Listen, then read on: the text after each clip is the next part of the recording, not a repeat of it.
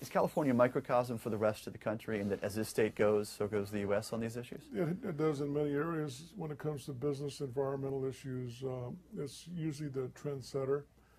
The problem is when it comes to AB 32, it's kind of trend setting towards high unemployment, and we're leading the nation third highest. And so what we have to do is set the trend on reversing that high unemployment rate and try to get it back down to where it should be. Has this been on your mind ever since 32 was signed into law back in '06? No, actually, when I first became a legislator, it was my first bill a year and a half ago.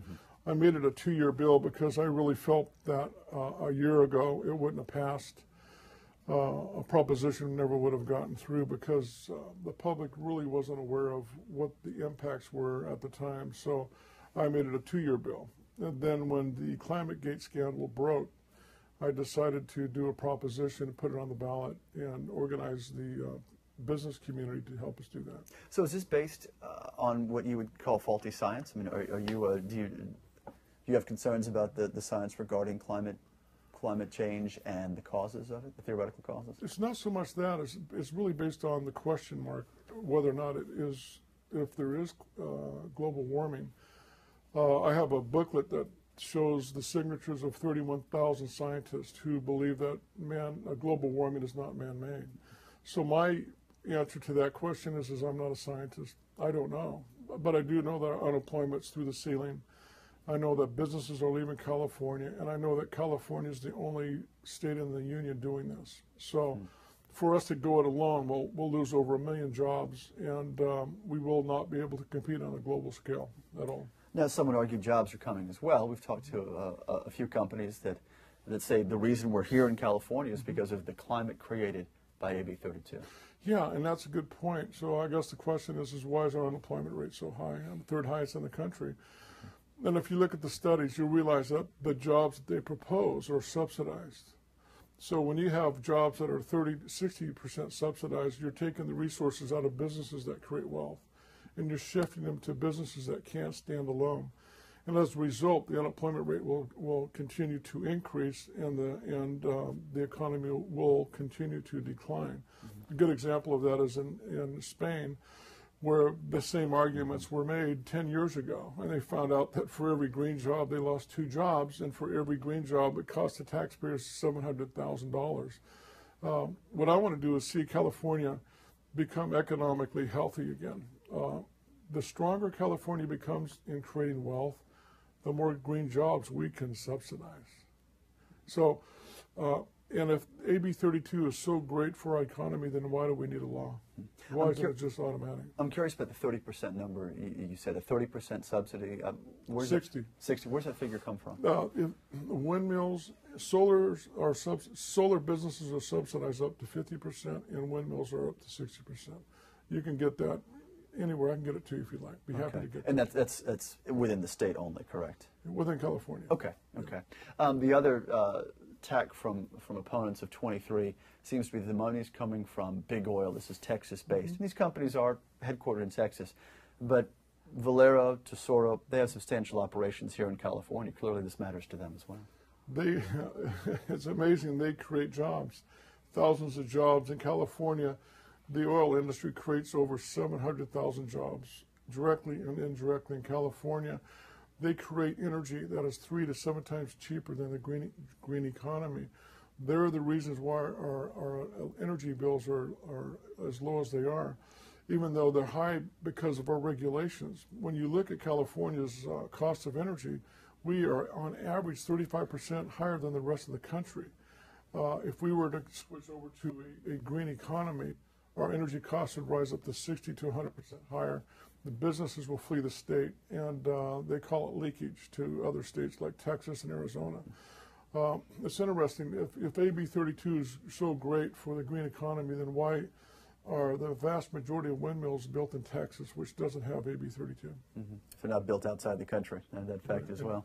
China, Which brings another issue to mind. That is it worth subsidizing these industries if we are in a global race right now? We're not just competing with other states, we're competing internationally.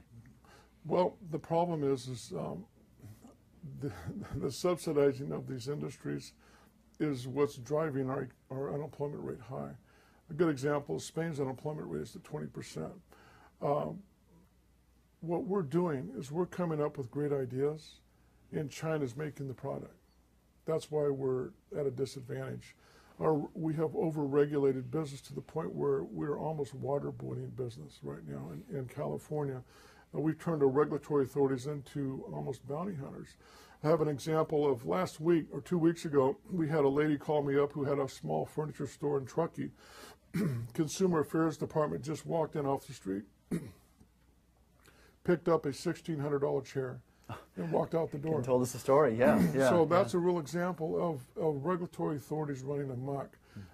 And they look at the businesses as ATM machines because we can't balance our budget because we spend and then we tax. They're going after businesses, they're finding businesses, and the regulatory authorities, in order to survive and grow, they find the businesses and then they keep the fines. CARB is going to do the exact same thing, and CARB has the ability to not only keep the fines, but they have a press division to send out to the entire state that this business has been fined. The bottom line is this, is these businesses don't have to stay here, and they're not. And they're leaving, they're voting with their feet. And the bottom line is they're going to Texas, Arizona, and Nevada.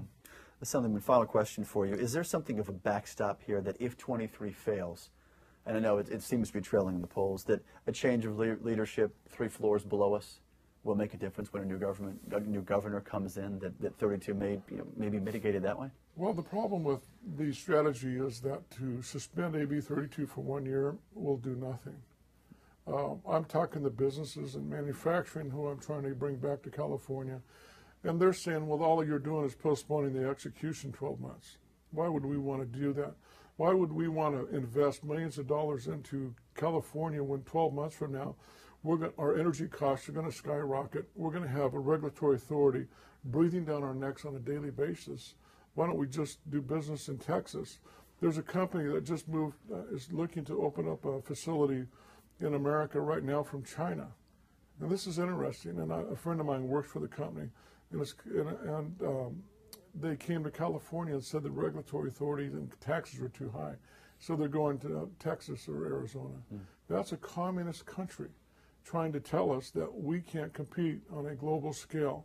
And by the way, AB 32 will not only not help California, but the governor's business director who supports AB 32 has stated publicly that AB 32 will do nothing to lower carbon emissions on the earth, zero impact. Number 2, I believe AB 32 will make it worse on carbon emissions on the earth, and it'll increase pollution because what will happen is the manufacturing will leave the country. It'll go to China and Mexico and India. They'll produce the goods with coal power plants like they're doing right now. And as a result, the pollution will be worse, carbon emission will increase, and will be brought $700 million put into the hands of bureaucracy, and they're going to spend that money trying to justify their existence. And in order to do that, they're going to regulate businesses. Businesses are going to leave. This is going to be, we will not recover from this ever if AB 32 isn't suspended. Are you concerned that at federal level, which is, we're knee-deep in that on a regular basis, that regardless of what happens out here, next year brings a price on carbon, next year brings a federal renewable energy standard, if not just flat-out regulation from EPA, so the point could be moot? Well, the problem is now we're still competing on a global scale, and we can't compete with China and India because of the regulation costs and labor costs. We will be persona non grata. I believe there's going to be a huge turnover in Congress, the Senate, and in Congress, and that'll shut that down. So we will be the only state in the union doing this. As the other states in the country sit on the sidelines and eat popcorn and say, what are they doing? This is an experiment, pure and simple, and we have no idea what we're doing.